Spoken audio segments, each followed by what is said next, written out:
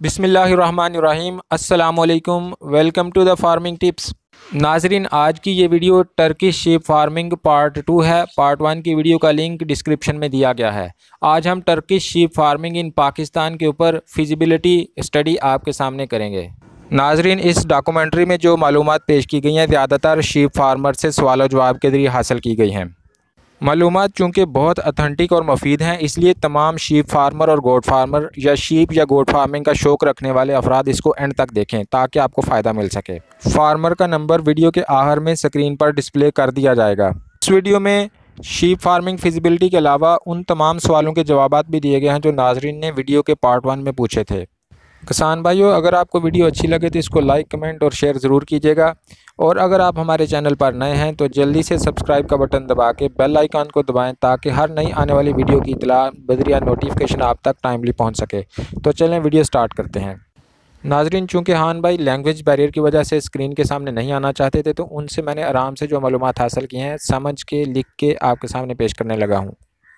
जब उनसे उनका तारुफ पूछा तो उन्होंने बताया कि उनका नाम वलीहान है और वो शुमाली वज़ीरिस्तान के इलाका से बिलोंग करते हैं और महीना अप्रैल 2019 से वो सियालकोट में आए हुए हैं और इस वक्त किंगरा रोड सियालकोट के ऊपर मूर्चापुर गांव के इर्द गिर्द वो अपने रेवड़ को संभालते हैं। जब इनसे इनके शेड के बारे में दरियाफ्त किया तो उन्होंने मुझे बताया कि वज़ीरिस्तान में तो इन्होंने इनके लहदा शेड बनाए हुए हैं, मुख्तलिफ बाड़े बनाए हुए हैं। छोटे बच्चों को अलग बाड़े में रखा जाता है, बड़े बच्चों को अलग में, और बड़ी बेड़ों को अलग में, और बड़े दुम्बों और बूढ़ी बेड़ों को अलग बाड़े में रखा जाता है। जबकि यहाँ पे इन्हें मजबूरन अगर मौसम शदीद हो तो दरख्तों और टेंट्स वगैरह का सहारा लेना पड़ता है, नहीं तो खुली जगह में और दरख्तों के नीचे ही ये गुजारा करते हैं। और यही वजह है कि इन इलाकों में वो छोटे बच्चों और प्रेग्नेंट बेड़ों को साथ नहीं लाते, क्योंकि शदीद मौसम जैसे बारिश वगैरह में उनको नुकसान पहुंच सकता है। जबकि ये जो दुम्बे हैं और बूढ़ी बेड़ें हैं ये बर्दाश्त कर लेती हैं। और वैसे भी छोटे बच्चे और प्रेग्नेंट शीप्स इनके अगले साल की खेप तैयार करने के लिए इस्तेमाल हो जाती हैं, इसलिए ये छोटे बच्चे और प्रेग्नेंट शीप्स को सेल नहीं करते। जब इनसे इनकी खुराक के बारे में दरियाफ्त किया गया तो उन्होंने बताया कि वो तो इनको सारा साल चराते हैं, वहाँ पे भी और यहाँ पे भी। जबकि कुछ लोग इनको बाड़ों के अंदर बंद करके साइलेज, सब्ज़ चारा और वंडा वगैरह खिला के भी पालते हैं, उससे भी ये पाल जाती हैं। जब उनसे पूछा कि क्या हम ये वाली शीप्स हमारे इन इलाकों को सूट करती हैं, ये यहाँ पे रखी जा सकती हैं, तो उन्होंने बताया कि अगर हम यहाँ पे बगैर वसाइल के इनको कई महीने पाल सकते हैं तो आप वसाइल के साथ क्यों नहीं पाल सकते। ये चर के भी खा सकती हैं, तूड़ी भी खा सकती हैं, वंडा भी खाती हैं, मंबासा घास भी खाती हैं, रोड ग्रास भी खाती हैं, दरख्त के पत्ते भी खा लेती हैं। लिहाजा आप लोग यहाँ अगर इनको रखना चाहें तो रख सकते हैं। जब इनसे पूछा कि इनकी तादाद में इजाफ़े की शरह क्या है तो इन्होंने बताया कि अगर फ़र्ज़ करें एक बंदा 9 दुम्बियाँ और एक दुम्बा रख लेता है तो 1 साल के बाद उसके पास 30 से लेकर 40 तक दुम्बे और दुम्बियाँ होंगे। यानी कि अगर शरह अमवात और बीमारियाँ भी डाल ली जाएँ तो तब भी कम से कम 3 गुना इजाफ़ा हो जाता है 1 साल में, और अगर बीमारी या अमवात ना हो तो ये 4 गुना तक भी इजाफ़ा कर देती हैं। ऐसा इस सूरत में है अगर आप जवान दुम्बे और दुम्बियों से कारोबार शुरू करते हैं, और अगर आप बच्चे लेके स्टार्ट करते हैं 2 या 3 महीने में तो 1 साल में इनकी तादाद में डबल होगा बस। जब इनसे पूछा कि बेहतर कौन सा तरीका रहता है तो उन्होंने कहा कि बेहतर यह है कि आप छोटे, बड़े और बूढ़े मिक्स रखें। जब इनके गोश्त के बारे में दरियाफ्त किया तो उन्होंने बताया कि ये ज़िंदा तो 50 से 60 किलो का तकरीबन होता है औसतन, जबकि एक अच्छे दुम्बे से 25 से 30 किलो साफ़ सुथरा गोश्त भी निकल आता है। और जब दुम्बियों के दूध के बारे में दरियाफ्त किया तो उन्होंने बताया कि ये दूध देती हैं और इससे घी भी निकलता है, इससे दही भी बनाया जा सकता है और लस्सी भी बनाई जा सकती है। और ये लाते हैं जो दूध देती हैं तो ये उनसे दिन में 2 मरतबा भी दूध निकाल सकते हैं और 1 मरतबा भी। ये आपकी ज़रूरत पे मुनहसर है, जितना आपको चाहिए हो। ये आपको कभी भी दूध देने से इनकार नहीं करेंगे।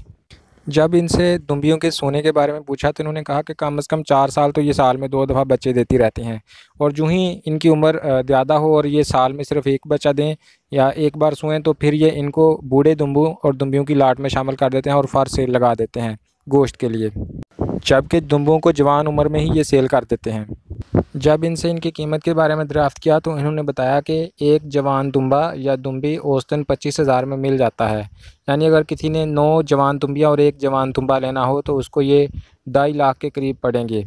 और अगर ये कमज़ोर हों तो ये सस्ते भी मिल जाते हैं। ज़्यादा सेहतमंद या ज़्यादा फरबा हों तो ये 25,000 से ज़्यादा में भी मिलते हैं, 30,000 तक भी मिल जाते हैं।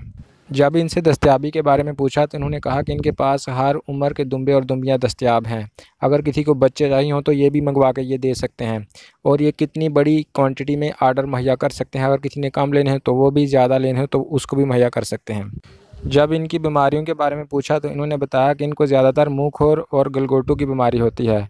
तो उसके लिए बेहतर ये रहता है कि आप अपने इलाके के वेटनरी डॉक्टर से रब्ता करें और इनको बर वक्त वैक्सीन लगवा दें। साल में 2 दफ़ा अगर चाहिए हो तो 2 दफ़ा लगवा दें, 4 दफ़ा चाहिए हो तो 4 दफ़ा लगवा दें। इसके अलावा इनको बाज़ दफ़ा ज़हरबाद की बीमारी भी हो जाती है और उसके लिए ये देसी हाल ये बताते हैं कि लहसुन को कूट कर हरी मिर्चें शामिल करके इनको थोड़ी सी मिकदार में खिलाते रहें तो इनकी छोटी मोटी बीमारियाँ वैसे ख़त्म हो जाती हैं। जबकि डीवर्मिंग इनके लिए नहायत ज़रूरी है, क्योंकि अगर इनकी डीवर्मिंग यानी इनको कीड़े मार दवाई ना दी जाए तो ये कमज़ोर पड़ जाते हैं और इनकी सारी खुराकी ताकत इनको नहीं लगती। जब इनसे पूछा कि इनको घरों में बांध के रखा जा सकता है तो इन्होंने कहा रखा जा सकता है, लेकिन ये खुश नहीं रहते, ये खुले खुश रहते हैं और खुशी का तल्लक किसी भी जानदार की सेहत से होता है। जब ये खुश नहीं रहेंगे तो ये कमज़ोर पड़ जाएंगे। तो लिहाजा अगर आप इनको सेहतमंद और फरबा रखना चाहते हैं तो आप इनको खुली जगह में रखें, चाहे घर में रखें या अगर आप कारोबारी तौर पर करना चाहते हैं तो इनके लिए एक बाड़ा बना लें, वहाँ पर इनको रखें और इनके लिए बच्चों बड़ों और बूढ़ों के अलग-अलग सेक्शन बनाएँ ताकि इनको रहने में मसाइल पैदा ना हों। जब इनसे पूछा कि इनका बाड़ा या शेड कितनी जगह में बनाना चाहिए तो इन्होंने कहा कि अगर आपकी जगह खुली है तो बेहतर यही रहता है कि आप खुली जगह में इनका वसी बाड़ा बनाएं ताकि आपको सफाई के मसाइल पैदा ना हों। और अगर आपके पास जगह कम है तो फिर भी 3 से 4 मुरब्बा फुट जगह एक बेड के लिए काफ़ी होती है। यानी आप अपनी जगह के मुताबिक उसको बंदोबस्त कर लें, उसके पार्ट्स अलग-अलग बना लें, फिर आपको इसकी बार बार सफाई भी करना पड़ेगी। जब इनसे पूछा कि क्या इन दुम्बों का गोश्त इस इलाके में पसंद किया जाता है या सिर्फ ये केपी में ही पसंद किए जाते हैं, तो इन्होंने बताया कि ये सारे दुम्बे मैं जो इस इलाके में लेके आया हूँ हर साल मैं लेके आता हूँ, मैंने इसी इलाके में सेल करने हैं और लोग पसंद करते हैं तो सेल होते हैं। इसी तरह मेरे और भी बहुत सारे भाई मुख्तलिफ़ इलाकों में ये दुम्बे लेके आते हैं। अगर सेल ना होते हो तो हमें इधर लाने की ज़रूरत क्या है। इनका गोश्त वैसे भी ज़्यादा लजीज होता है। उसकी वजह इन्होंने ये बताई कि जो भी जानवर खेतों में चरता है वो ज़्यादा सेहतमंद होता है और उसके गोश्त का जायका सिर्फ वही पहचान सकते हैं जो गोश्त खाने वाले हैं। जबकि जो बाड़ों में बंद जानवर साइलेज पे पलते हैं या मसनूई खुराकों पे पलते हैं तो उनके गोश्त में उतनी लज़्ज़त नहीं होती जो कि खेतों में चरने वाले जानवर में होती है। तो ये फरमाते हैं कि बहुत से लोग शौकिया तौर पे ये दुम्बे ईद पे हमसे लेते हैं और उनकी ईद पे कुर्बानी करते हैं और उनका गोश्त मज़े मज़े से खाते हैं क्योंकि वो इसको पसंद करते हैं। इसका मतलब तो फिर ये हुआ कि ये जो टर्की शीप्स हैं इनकी सेल का पाकिस्तान के दीगर इलाकों में भी कोई मसला नहीं है, लोग इसे पसंद करते हैं तो ही ये सेल होते हैं।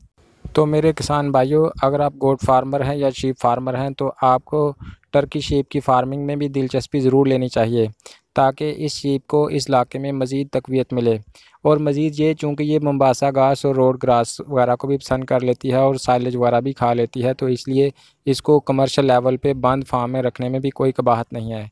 आप इसको चारदीवारी के अंदर खुला रख के इन सब चीज़ों पे पाल सकते हैं और मुनाफा हासिल कर सकते हैं। और ये दुम्बे चूँकि कुर्बानी पर लगने के काबिल बहुत जल्द हो जाते हैं बकरों की निस्बत, तो बकरों की फार्मिंग की बजाय अगर आप इन दुम्बों की फार्मिंग में इंटरेस्ट लें तो ये आपको ज़्यादा फ़ायदा दे सकते हैं। मसलन एक 8 महीने का बकरा आप पालते हैं या 9 महीने का, तो वो कुर्बानी पे नहीं लगता और आम गोश्त की रेट पे सेल होता है। जबकि 8 से 9 महीने का ये वाला दुम्बा बआसानी कुर्बानी पे लग जाता है और इसकी आपको कुर्बानी के दिनों में अच्छी खासी कीमत मिल जाती है। तो लिहाजा ये बकरों की निस्बत ज़्यादा मुनाफा बख्श है मेरे ख़्याल में। आप इनके चरने और खाने का अंदाज़ देख लें, ये सँभालने में भी ज़्यादा मुश्किल नहीं है। ये डिसिप्लिन वे में चरते हैं, आराम से चरते रहते हैं, फार्मर को ज़्यादा तंग नहीं करते। इसकी निस्बत ये जो टेडी बकरियां वगैरह हैं, ये इनकी बढ़ोतरी भी बड़ी तेज़ होती है, लेकिन जब ये चरती हैं तो ये किसान को भगाए रखती हैं, कभी इधर जाती हैं कभी उधर जाती हैं, ये बड़ी शैतान होती हैं। अगर किसी को वली खान टर्की शीप फार्मर का नंबर चाहिए तो वो स्क्रीन से नोट कर ले, स्क्रीन में डिस्प्ले हो रहा है 030263338265। आप स्क्रीन से भी इसे नोट कर सकते हैं, ये सामने डिस्प्ले हो रहा है। जबकि ये टर्की शीप्स या दुम्बे अगर आप लेना चाहें तो पेशावर की मवेशी मंडी से भी आपको इंतहाई मुनासिब दामों मिल जाएंगे, लेकिन वहाँ पे आपको विज़िट करना पड़ेगा, वहाँ पे आपको इसकी निस्बत ज़्यादा सस्ते मिलेंगे। तो किसान भाइयों, उम्मीद है आपको ये टर्की शीप्स का पार्ट 2 पसंद आया होगा। अगर आपको वीडियो अच्छी लगी हो तो वीडियो को लाइक कीजिएगा और इस सिलसिले में अगर आप वीडियो को बेहतर बनाने के लिए आपकी कोई मुस्बत तजावीज़ हों तो वो भी आप नीचे कमेंट बॉक्स में ज़रूर दें। इंशाल्लाह मैं उनको फॉलो करने की कोशिश करूँगा। किसान भाइयों, अपना ख्याल रखिएगा। आज की वीडियो में इतना ही। इंशाल्लाह ताला फिर मिलेंगे एक नई वीडियो के साथ। तब तक के लिए अल्लाह हाफिज़।